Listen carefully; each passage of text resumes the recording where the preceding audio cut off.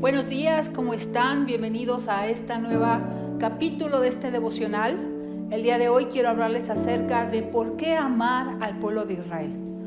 Yo sé que tenemos muchas dudas, no puedo responderlas todas o no tengo todas las respuestas en este pequeño devocional, pero quiero darles material para que ustedes piensen y para que ustedes mismos busquen en las escrituras lo que les estoy diciendo.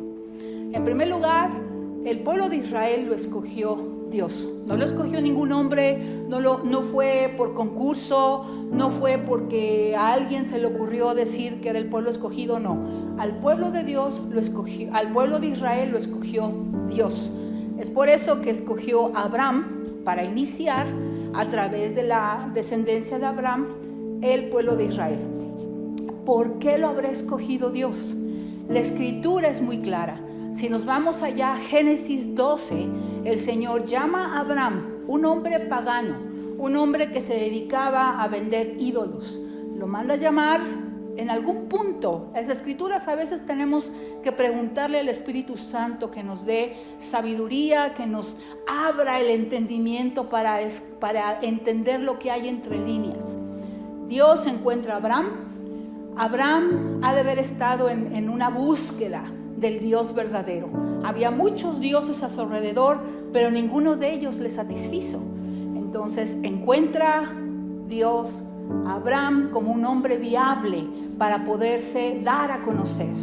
Y Dios no solamente se da a conocer a Abraham, sino que lo llama afuera y hace un pacto eterno con él. Si ustedes buscan en Génesis 12, el Señor le dice a Abraham: sal de tu casa y de tu parentela y haré de ti una gran nación. Pero ojo, esta gran nación, este pacto tenía un propósito mucho más grande de lo que Abraham pudo suponer.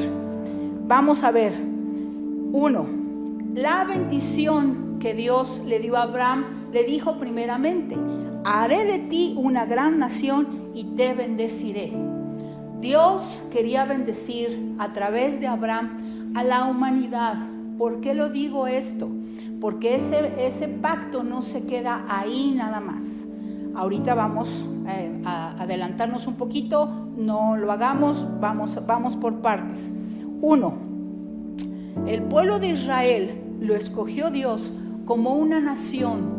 Dios estaba buscando a alguien que pudiera, digamos, ser accesible y poder a través de él dar a conocer a la gente que le rodea que hay un Dios y es un Dios vivo.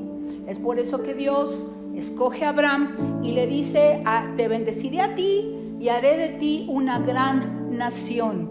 ¿Por qué? Porque Dios quería a través de Abraham poderse manifestar, poderse dar a conocer, para que Abraham a su vez pudiera enseñarle a su descendencia quién es Dios y todos ellos pudieran conocer al único Dios vivo en medio de tantos y tantos dioses que había en ese tiempo y que sigue habiendo hoy en día. Y poderles decir: no, mira, este no es el Dios verdadero, este Dios es el Dios verdadero.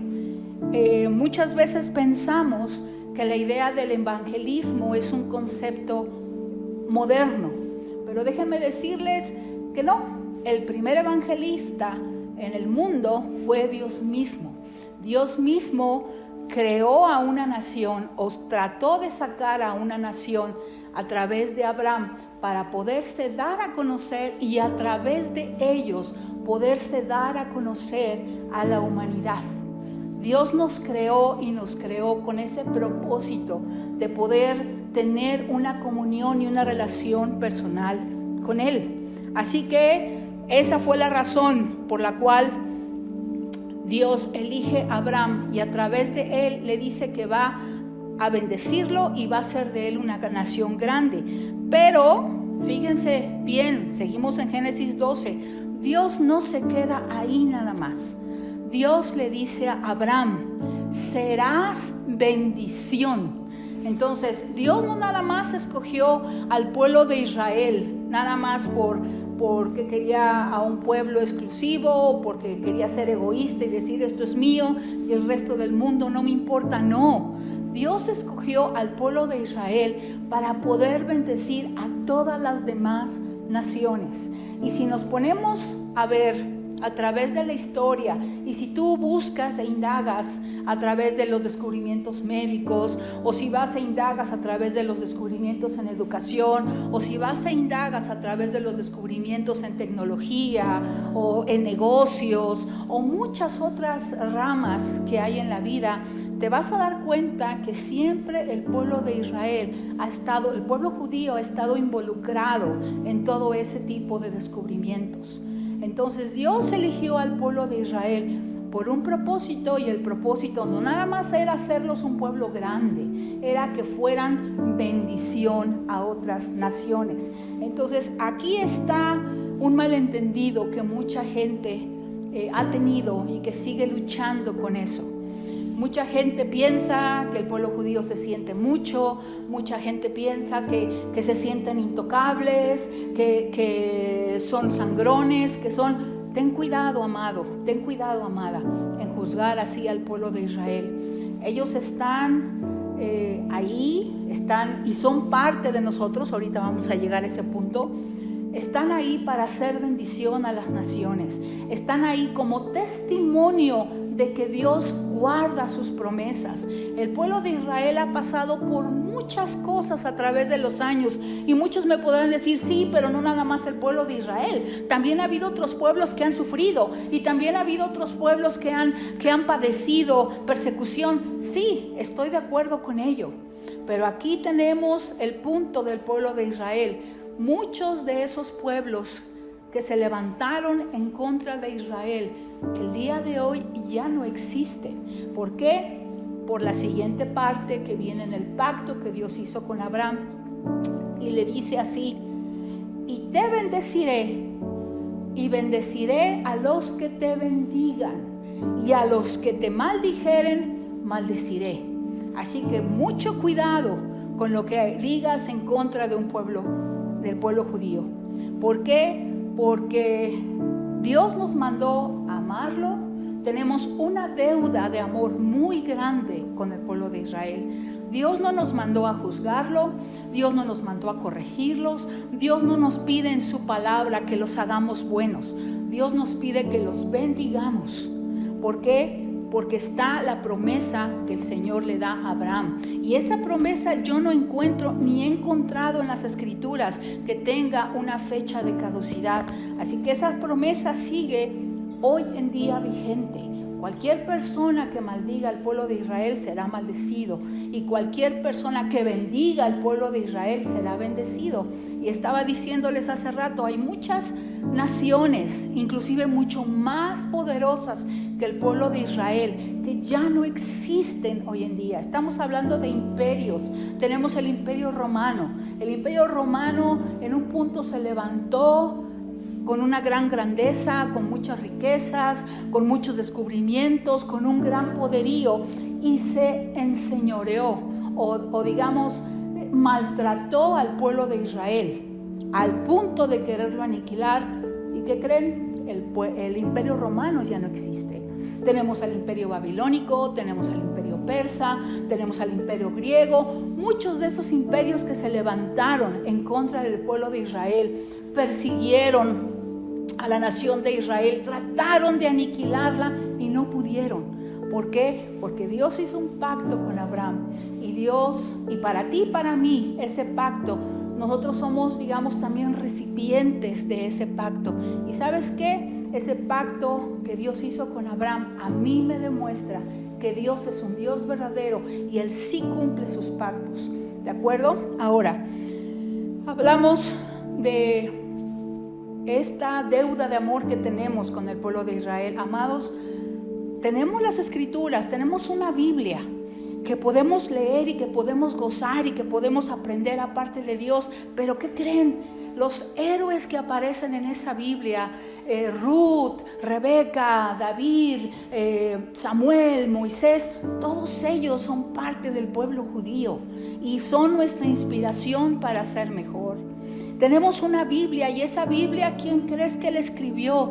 Fueron escribas judíos. Y si tenemos esa Biblia el día de hoy y tenemos un ejemplar de esa Biblia, amado, fue porque los judíos la preservaron hasta el día de hoy para que tú y yo pudiéramos leerla, para que tú y yo pudiéramos conocer quién es nuestro Dios, para que tú y yo pudiéramos saber de las proezas, de las maravillas, de los milagros que ha hecho nuestro Dios y que quiere hacer nuevamente a través de nuestras vidas también.